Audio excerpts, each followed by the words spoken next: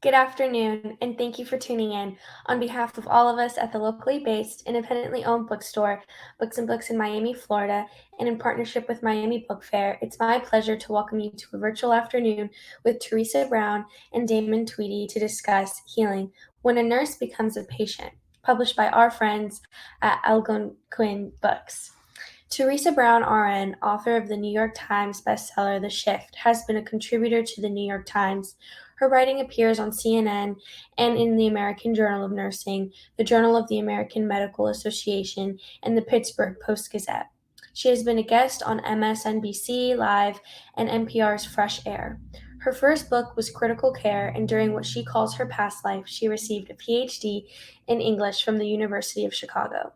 She lectures nationally and internationally on issues related to nursing, healthcare, and end of life. To moderate tonight's conversation, we are also joined by Damon Tweedy, who is a graduate of Duke University School of Medicine. He is an associate professor of psychiatry at Duke University School of Medicine and staff physician at the Durham Veteran Affairs Health System. He has published articles about race and medicine in the New York Times, Washington Post, Chicago Tribune, and Raleigh News and Observer, as well as in various medical journals, and is the author of Black Man in a White Coat, a doctor's reflections on race and medicine. Throughout this evening's broadcast, you're invited to ask questions by using the Ask a Question feature at the bottom of the screen, and please order your copy of Healing from Books and Books below by pressing the green button. We appreciate each and every order and the generous donations from viewers everywhere. And now, without further ado, I'd like to welcome my guests to the virtual stage.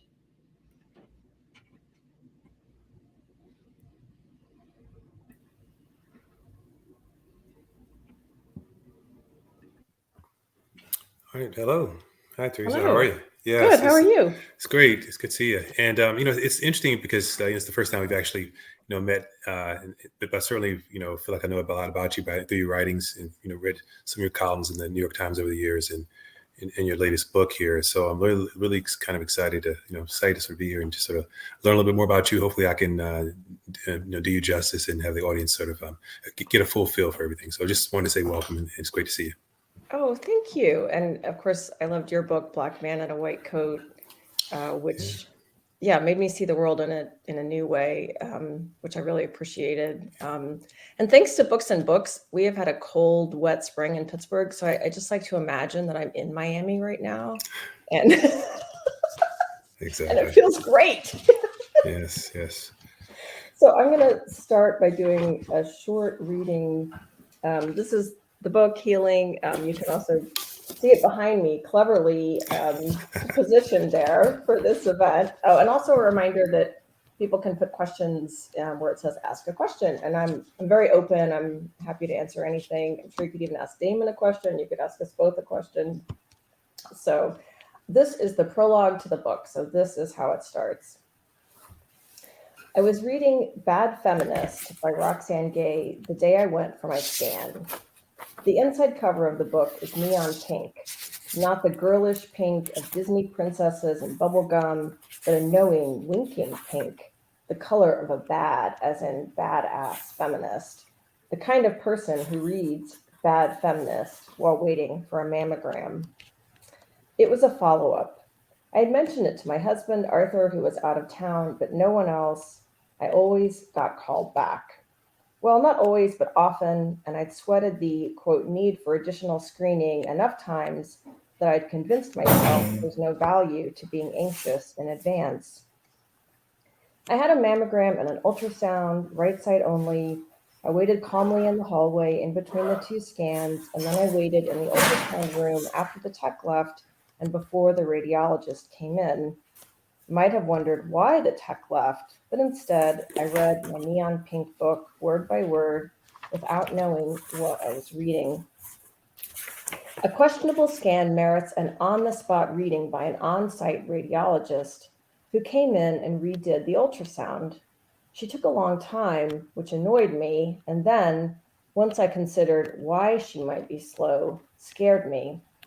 Finally, she said, "I see a mass." A mass. I saw her in profile, gray hair pulled back from her face, her eyes focused on the screen. It might seem like she could have said more, but those 4 words were already too many. I didn't move, speak, or sit up, but I did begin to cry, slowly. Tears dribbled out of each eye and slid down the sides of my face as I lay silent on the exam table. I'm a former oncology nurse and a hospice nurse. I knew the importance of letting the doctor finish the scan, that panicking wouldn't help me or her as she took final measurements or did whatever she had to do. I figured I was knowledgeable enough about having cancer because I knew about specific cancers, that I understood cancer patients' feelings because I'd cared for so many, that I'd confronted mortality because I'd had a number of patients die. But I was wrong. Other people's mortality is categorically different from one's own. Actual mortality, which is to say, mine, had never before this moment seemed real. Could it be a fibroid adenoma? I blurted out. I'd had those before, and they're not cancerous. No, she said, gently shaking her head. This looks ugly. She left, and as soon as I heard the door latch, I sat up and sobbed, my whole body shaking. Fear had found me, and everything seemed upside down. My nurse self had abandoned me, and I had become a patient. Not just any kind of patient either, but a cancer patient. The ultrasound tech came back into the room so quietly I didn't hear her, but suddenly her arms were around me. She put her arms around me, a stranger, and said, "They can cure this." But that was what I did, comforted strangers. Not even a day had passed since I started my testing. It was still sunny and a little colder than normal for September, but I had changed. The nurse was lost on the bottom, the patient flailing on the top. I was afraid and sad and angry. I was terrified and forlorn and enraged. I was frightened and bereft and irate. And that was just the beginning. Yeah. I think that sort of sets the tone very well for everything that sort of follows. I wanted to ask a few questions about that, sort of taking you back to that moment. Can you give us a ballpark for like how long ago was that? Like, so we were in 2022 now. When was that? Right. That was fall of 2017. So 4.5 years ago. So I'm almost at the magic 5 years. Yeah, that was part of what I was thinking about. So yeah, exactly. So 4.5 years ago. Just to go back quickly to that, what you were like in the room. So in the scene, there's a radiologist, and there's a sort of an X-ray tech. I'm not sure the exact title of that other person. It sounds like they have very different perspectives, right? So it's like the radiologist kind of comes in there, says it's ugly, and then it sounds like she just sort of leaves. And the X-ray tech, I guess, is the one. The mammogram tech is the one who sort of is giving you comfort. Yeah. Talk us through that, because I think this is like something I think is really striking with medicine, and because I guess my first thoughts are, and I want you to sort of tell me your thoughts about it, but I feel like for a doctor, for the radiologist, how many times has she seen that, right? It might have been the 500th time that she's seen that, but for you that's the end of one. Like that's the only time that you've been in that place, and how differently things happen because of that. So I just wanted to sort of to talk me through that scene and the people in that room. I think so much happens there that can set the table for things that happen good or bad from the very outset. Yeah, that's a great question. And a friend who read the book a little bit before it came out said, couldn't she have been nicer? Couldn't she have been more helpful to you? And even reading the scene just now, I thought, Julia's right.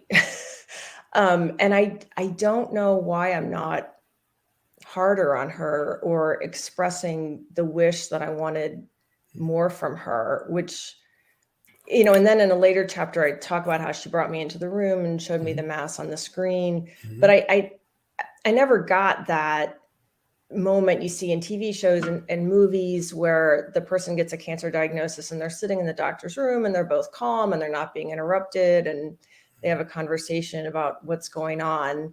And I do feel like that's a loss. That was definitely a loss for me. I mean, it didn't have to be that scenario, but that nobody ever sat down with me and said, here's what you have. Here's what we think your treatment is going to look like. here's what you want to think about. Here's what you don't need to worry about. Mm-hmm. Just none of that. And so it started this feeling of being alone and kind of on my own in the healthcare system. And I guess that I would have to take my comfort where it came from, like this tech who just happened to be really wonderful, right? Right, exactly. Yeah. Yes. Yes. And I'm not sure why I'm so forgiving of this doctor. And I because when I worked on this, I remember deliberately putting in it. It might have seemed like she could have said more, but those 4 words were enough. And I think I was just so in shock. Like, what? No, I take care of cancer patients. I don't get cancer. Right. I mean, anybody, for whatever reason, anyone who gets a cancer diagnosis is probably going to feel like, what? That's not me. Sure. This isn't happening. And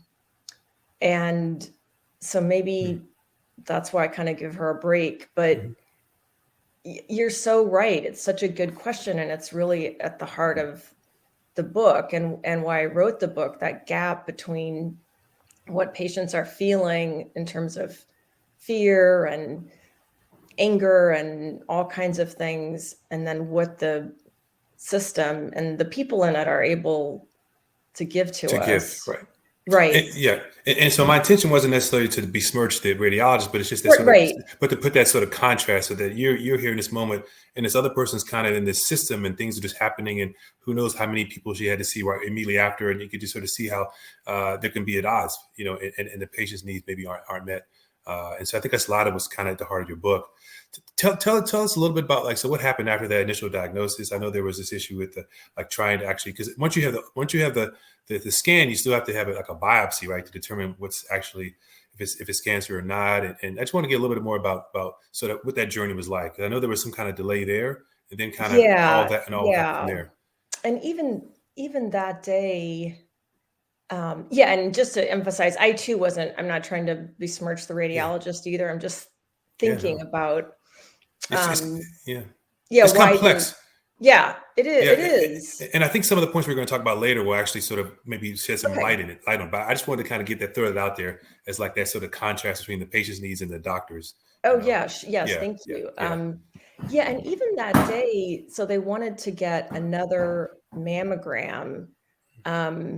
And so basically I got put back into the assembly line of women waiting, except that I was sitting in a chair and just kept crying, like not dramatic crying, but one tear after another just kept falling out of my eyes. And I'm sitting in the same hallway I had been in before, and says something about my personality, feeling guilty, because I felt like now all these other women are looking at me and they know why I'm crying, right? And they're thinking, is that going to be me? And it felt so thoughtless at the very least to put me in that situation where I'm probably scaring other people and also then having to worry about them, which I really didn't want to have to be doing. So there was that, and then getting the second mammogram, and that tech again, and the tumor was in a place that's hard to image on mammography. So it was sort of a laborious process. And then I kept crying, and then she didn't say anything. And then when I left, she said, well, I hope everything turns out well, or something like that. And, I felt like, I'm sure they see tons of women in here, and here's someone crying, she got bad news. But again, that was my bad news from my life. Right. And it was that moment where I know what it's like to be on the other side, but there's part of me that feels like how can you just ignore someone who's crying? And yet on the other hand, I know she has lots of women to do scans on, right? She can't take 15 minutes to sit there and say, wow, I'm really sorry. This must be so hard. Although that doesn't take 15 minutes, right? 15 seconds maybe, right? Right. But so there was that. And then they had said, well, you won't leave today without a biopsy being scheduled. So I think Damon said this, but just to make sure people know that a scan can never tell you definitively whether you have cancer. They have to actually look at the cells and see if they are cancerous cells. So you need tissue to do that, and a biopsy takes a sample of tissue. So I went and sat down, or I was supposed to wait to get a biopsy scheduled, and I'm sitting there, with streaks of tears on my face, and I'm sort of hunched over like this, and I'm sure looking like I had just gotten the worst news of my life, which I had. And no one came, and no one came. And finally, someone else walked by and said, "Oh, she leaves at 3. You just missed her." And I got so angry. I wanted to slam that person into the wall and punch them in the face. And I don't, not only do I not do that, I've never felt that way about anyone. And just had this intense level of really violent anger that surprised me. But that you just missed her, like, what? And then much, much later, I started to wonder, well, what if I weren't me, the kind of person who was going to call back at 8 o'clock the next morning? What if I was someone who was never going to call back? Mm-hmm.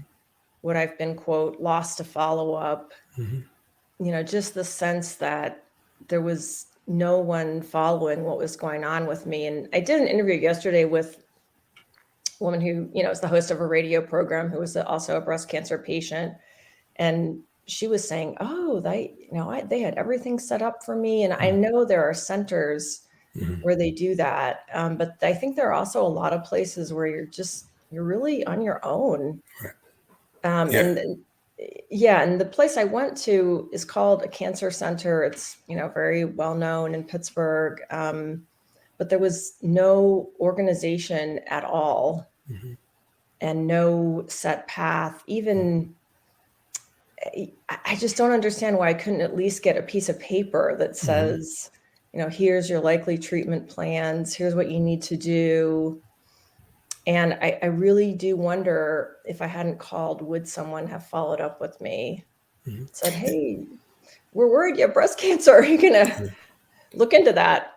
Yeah, you talk in the book about what you might call, some people in medicine, we call difficult patients versus compliance. We use these terms, which I don't really like very much, but there's very much in the canon of medical, jargon.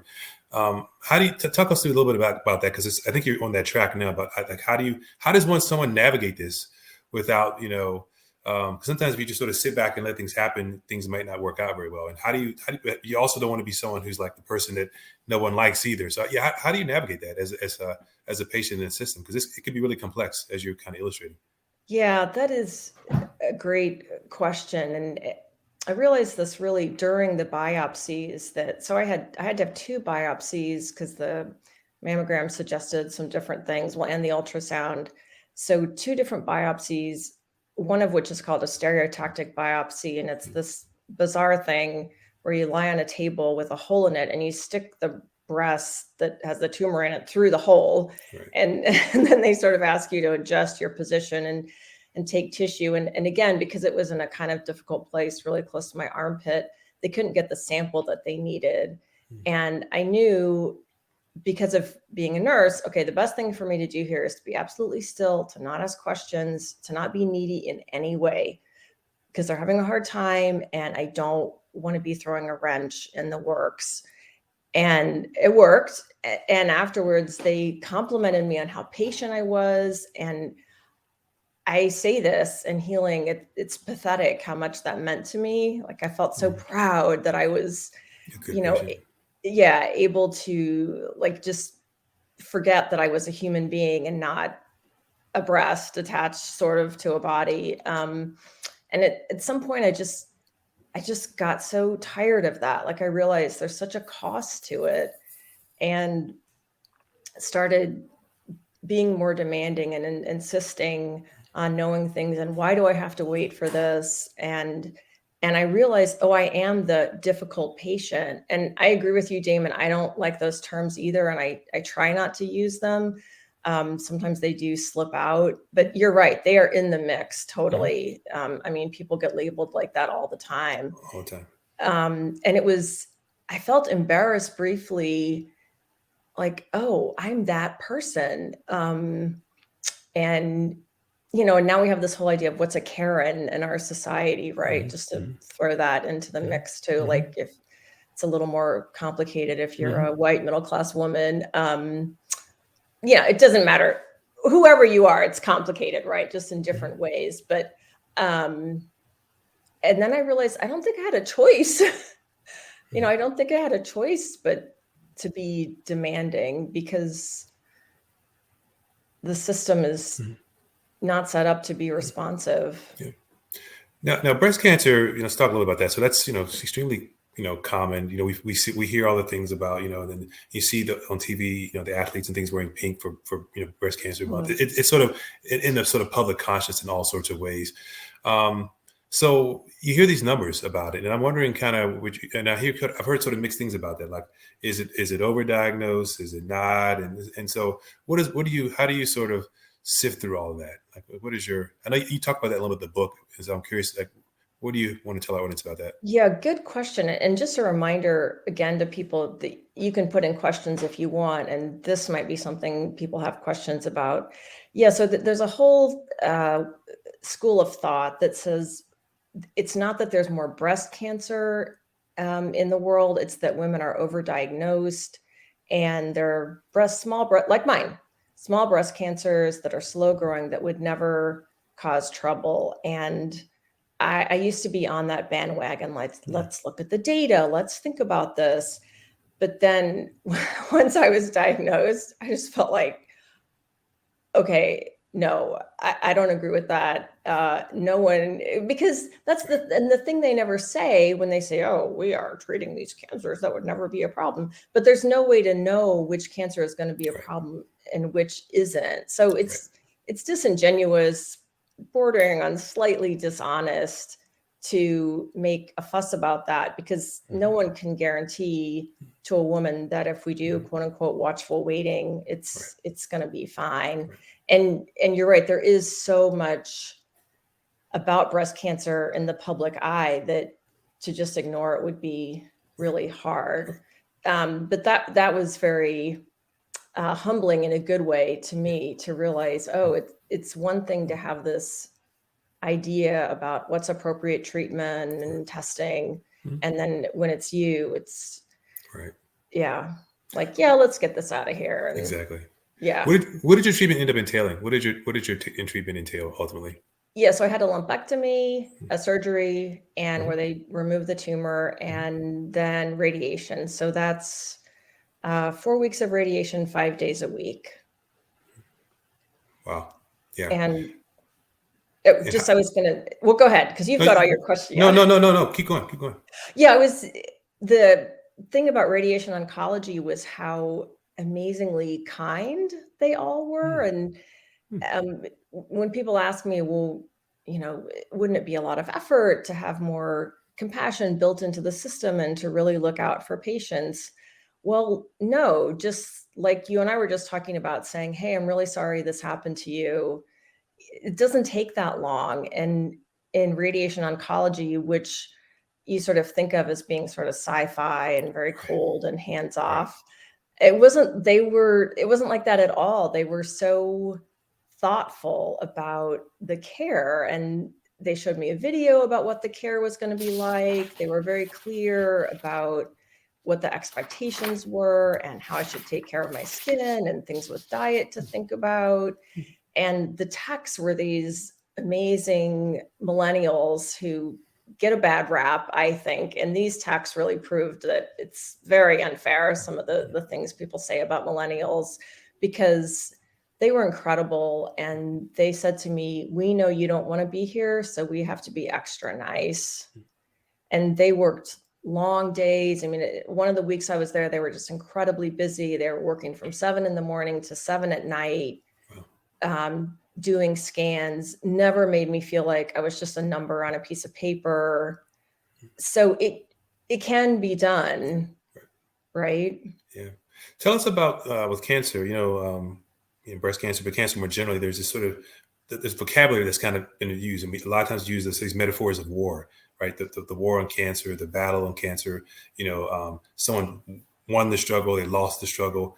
Yeah, I mean, it sounds like you had kind of some mixed feelings about that. Just sort of how we frame it in that broader sense. So, what was that like for you?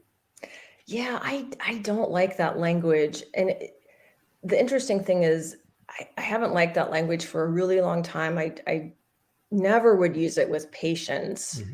But for myself, sometimes I would find myself reaching for that, which was strange. And I've thought a lot and even talked with people about, why is cancer the only disease where we do that? Mm-hmm. Nobody talks about heart disease that way. Even, really terrible diseases, which are rare, but like ALS, Lou Gehrig's disease, I mean, that there is no cure, right? But people can get cancer at a level where there is no cure, and it's still like, you've got to keep fighting. So maybe as a psychiatrist, you have some insight into that, Damon. But yeah, I feel like some of that came up with COVID as well. When we started talking about, that's the idea of heroes and people fighting against this. Is there sort of that kind of metaphorical kind of language a little bit in some ways? But cancer is sort of like the standard bearer for that kind of language.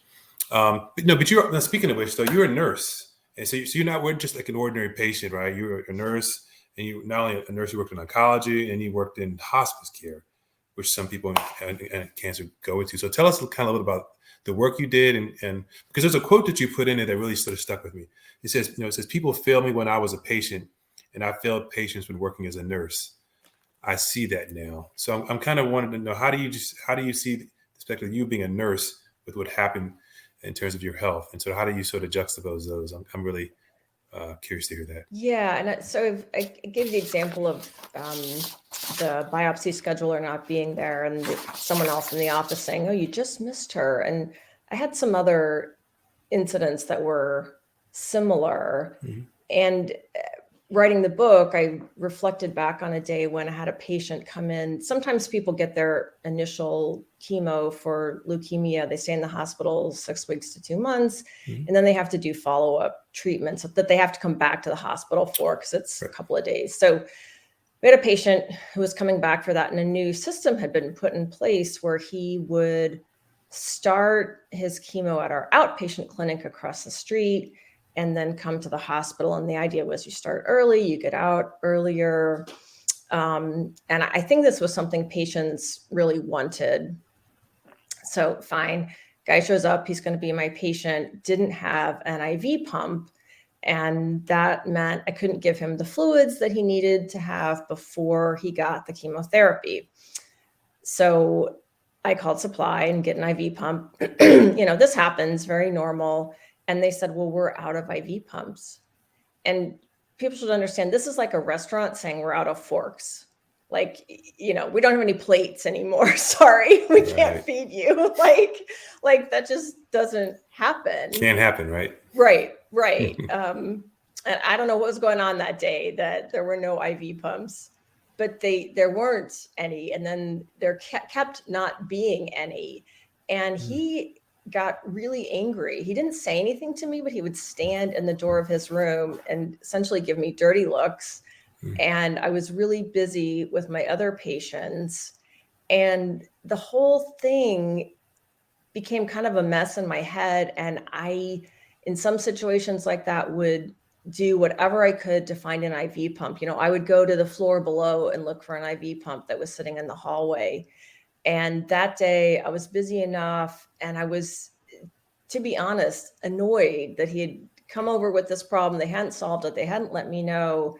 He was really angry, obviously, and he didn't get his IV pump. I think he hadn't gotten it by the time I left. And who knows what was going on with the hospital. I mean, I've never heard of that happening. It's just so weird. But after I went through treatment, I thought about that and ended up putting it in the book, because suddenly I thought about how he must have felt. Yeah, he was angry, and that's the difficult patient. And it's hard to go up to someone is mad at you for something that you have no control over, and you would like to fix just as much as they would, but you can't. And yet at the same time, he was trusting us. He had believed us about, we have this new routine for you that's going to get you out of here earlier. Please come at this time and do this and do that. And we really let him down. And it wasn't personal, and nobody did it intentionally. It was just a constellation of factors, or fundamentally one factor. But I suddenly saw what that must have been like for him. So do you think being a nurse and being an oncology nurse and a hospice nurse at that, how do you think that affected your sort of this breast cancer, journey? Do you think it made it more difficult at times, or because of the kind of things you had seen in the past, or do you think it kind of made it easier because you had knowledge, you could sort of understand staging in ways that maybe others might not? How do you think it impacted you? Yeah, I think both. I think at first, because I worked with such sick cancer patients and then had cancer patients on hospice, what popped into my head was everyone who has cancer dies. Right. Which wasn't even true for the patients we took care of, but I was very afraid. And so I remember a moment where it felt like I was sort of jerking my head around, sort of like this, and oh, wait a minute, this is stage 1 breast cancer. This is not acute leukemia. This is not metastatic disease that's spread to all over my body. So that was a really important reckoning. And then I think definitely the medical background was helpful in that I could pull up research articles and I could understand them. The hard part about that was I could never find something that seemed specific to me, because patients they group all the women together. They group women who don't have these mutations that lead to really aggressive cancers with women who do. They group pre and postmenopausal.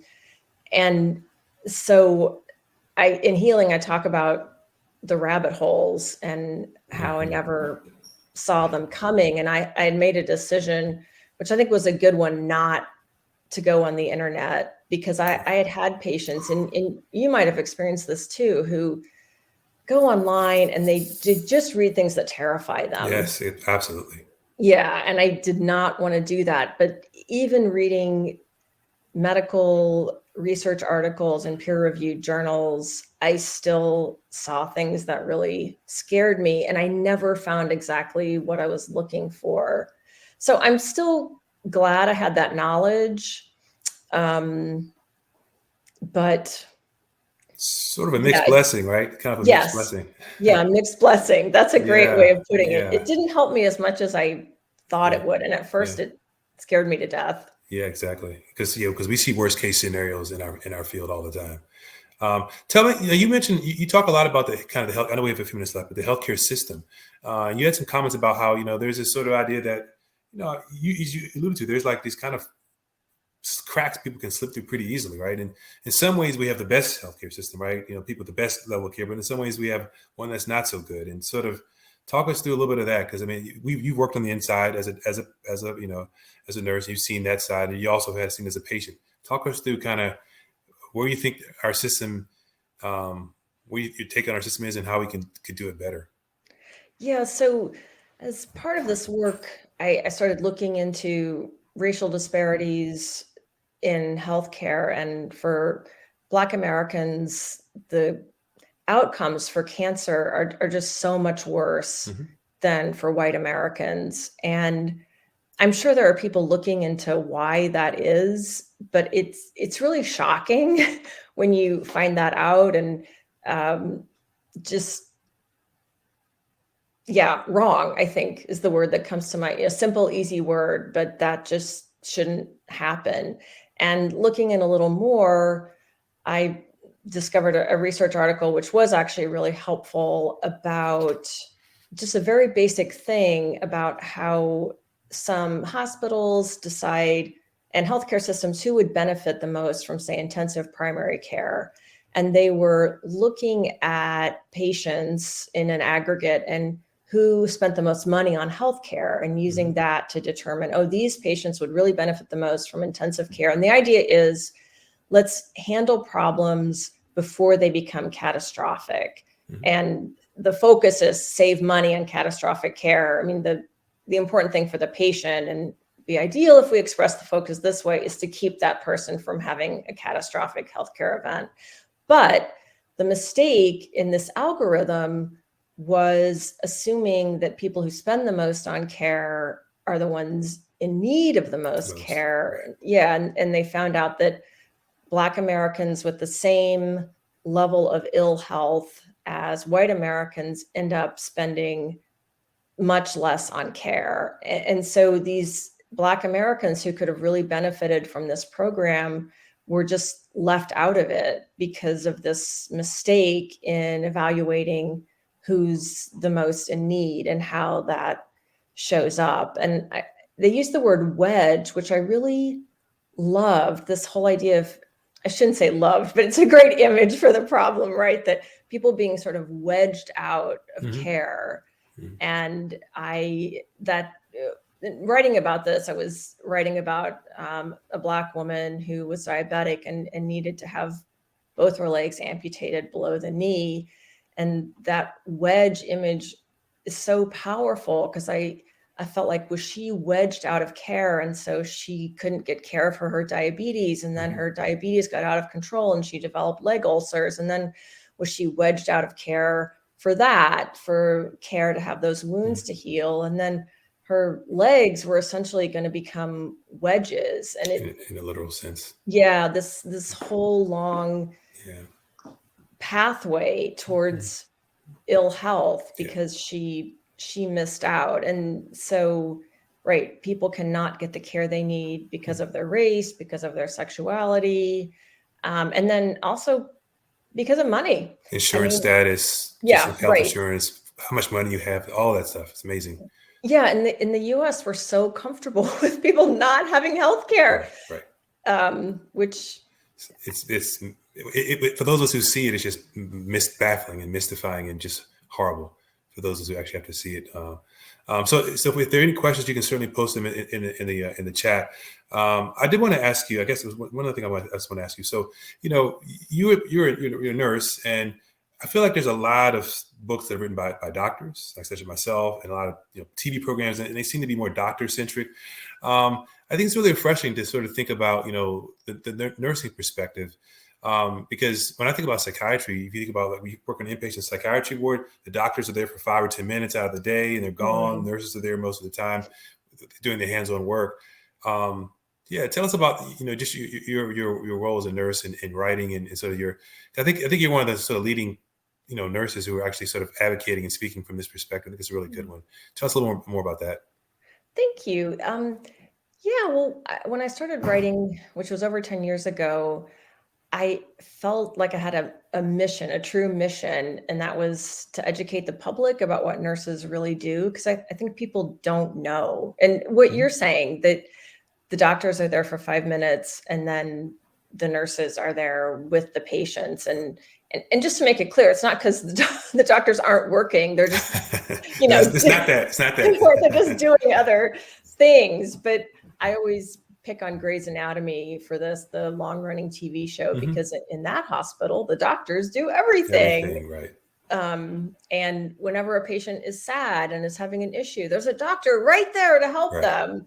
And in real life, 9 out of 10 times, 99 out of 100 times, it's going to be the nurse who's the one who goes in and holds their hand and listens, hoping he or she has time to do that.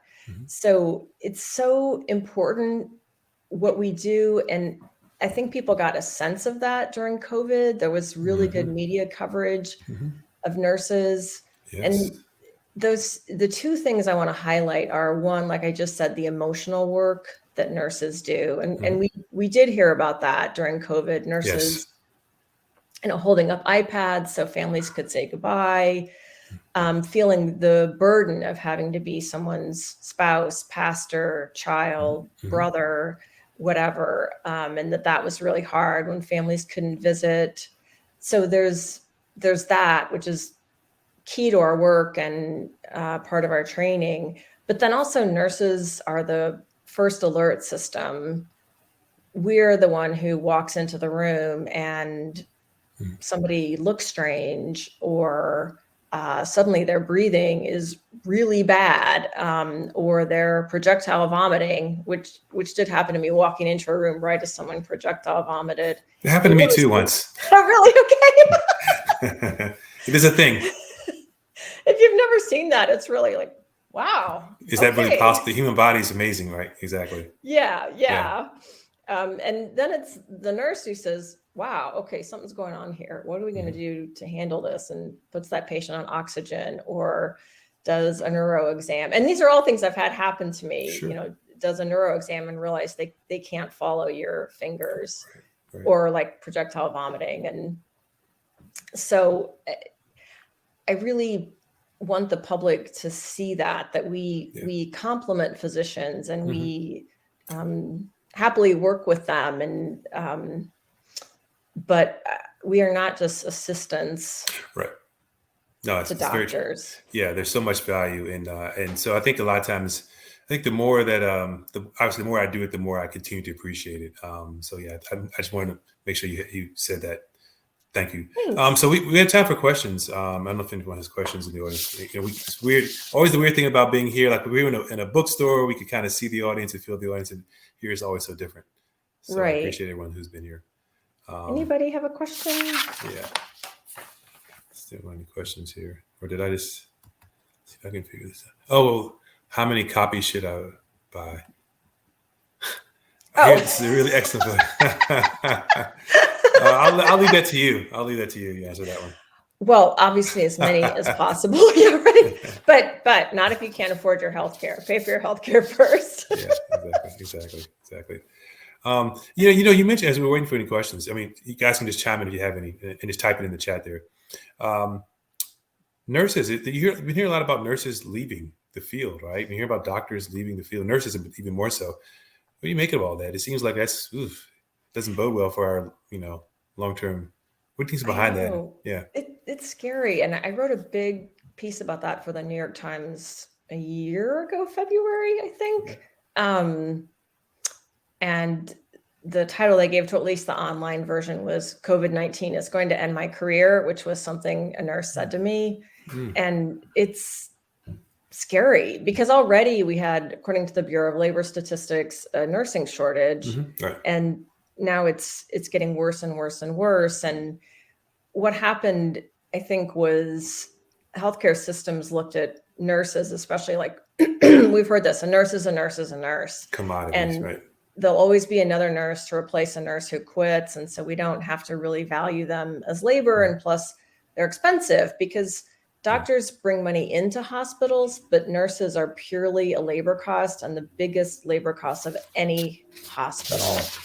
And so if the hospital thinks, we need to save money, well, let's just cut some nurses. Right. But what we've seen during COVID is there are not always going to be nurses, that nurses reached their limit with having to work incredibly long hours, not ever having time to eat or go to the bathroom, seeing all the death that people really didn't get the support they needed for that. I mean, some places did. I've heard about places that supported their staff as well as they could. And I've heard of other places where they felt like nobody cared anything about what they were going through and said things like, you signed on for this. Like, no, I did not sign on for 3 people to die every single day, day after day after day, and have more trucks plugged in outside the hospital. So it's hard. And I think healthcare systems have been able to rely on this idea that nurses and doctors are always trying to give 110%, right? Right.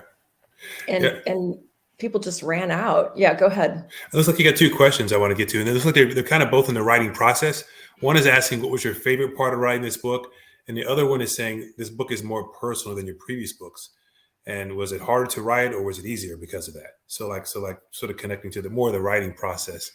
So how did you tackle those? Yeah. Good. What was my favorite part of writing it? That's a good, let me think. I mean, I can take the hardest part was having to relive all the cancer stuff. That was so much harder than I thought I really wanted to write this book. And then when I started to write it, sometimes I would finish writing for the day and I would feel like I was hit by a bus. Yeah, It just was hard. I think my favorite part was focusing on the moments where I felt healed, like 2 walks on the park where I started crying. But then by the time I was done and remembered a poem from Audre Lorde, and I felt like a new person, how comforting my dog was to me. Those moments, and also just looking back on times when I was a nurse and, oh, I let this patient down, or, oh, when I came back to work after I had cancer, I understood so much better why just taking the time to talk to someone really, really, really matters, like why that's part of care. And yeah, this is a more personal book. So that made it harder too. I always say I used to be a very private person, and then it turned out I was good at writing memoir and nonfiction. So obviously I'm much less private than I used to be, but at my core, by nature, I'm more reserved. And so there were moments when I felt like, and I even talk about this in Healing, I'm writing a book about my right breast. That's kind of, I don't know, something about it just feels like you're not supposed to do that. You know? Right. Yeah. You sound very much like me. I'm also very introverted, but also writing memoirs makes you have to sort of think about that different way. This last question, I think we have time. This last one. This is an important one. I think it's like, because you obviously have accomplished a lot. You have a PhD and everything, and you're a writer. How do you sort of, the cancer brings uncertainty. I mean, in a much more acute focus. I mean, life is always uncertain, but cancer brings it to acute focus, the uncertainty of things. And so how do you deal with that as someone who's sort of achieved so much and is sort of driven and has goals, and to just sort of allow things to just sort of, how do you sit with that? Because I think that's a challenge. Wow. That's a good question. I think the really important thing for me was that I took a leave from work after I was diagnosed. I felt like I could not be in hospice and be helping people, not assisting them in dying, but making their deaths more comfortable, talking with them about it while I was so worried about my own death. Right. And so that was one thing I did, was to make space for myself, and say, okay, I'm just going to be a patient now. And if I'm tired, I'm going to take a nap, and I'm not going to have this clinical ambition that I'm working on. Although I still did some writing and I gave talks that I had scheduled, but that was really, really important for me, was to take that break from clinical work. And maybe the lucky thing for me is I've always been someone who's a little peripatetic about what I'm doing. So, I got a PhD, I taught English. Oh, I don't want to do this. Now I'm going to become a nurse. Then I became a writer. So that helps with the lack of control. Yeah. Fair. Fair. Yeah. And, I was just telling you, Damon, before we started, that I'm going to get the book out and then think, okay, do I want to go back to clinical work? Do I want to be back in hospice? Now that we're, somewhat coming out of COVID, I'm going to think again about what would work for me. So I guess that ability to let go, which sounds like a cliche, but sometimes it's true. Yeah. So we'll certainly look forward to more of your writing, and I just have a copy here, and I'm looking forward to reading more for you in the future. I would encourage everyone who's in the audience to check out the book. You're almost up to 5 years now, so it's like you said, that magical 5 years. So we're certainly wishing you all the best, moving forward with that. Oh, thank you. Yeah. And so I guess the final word should be yours, since this is your book. Oh, well, thanks again to Books and Books, and thanks to Damon, and stay well, everyone. And if you get sick, remember that it's your life and it's important to look out for yourself. So I'll end on that. Thank you both for the conversation today. And thank you everyone who joined. And don't forget that you can purchase your copy of Healing from Books and Books online or in our store in Miami. And thank you both. And I hope everyone else has a great rest of their day. Bye, y'all.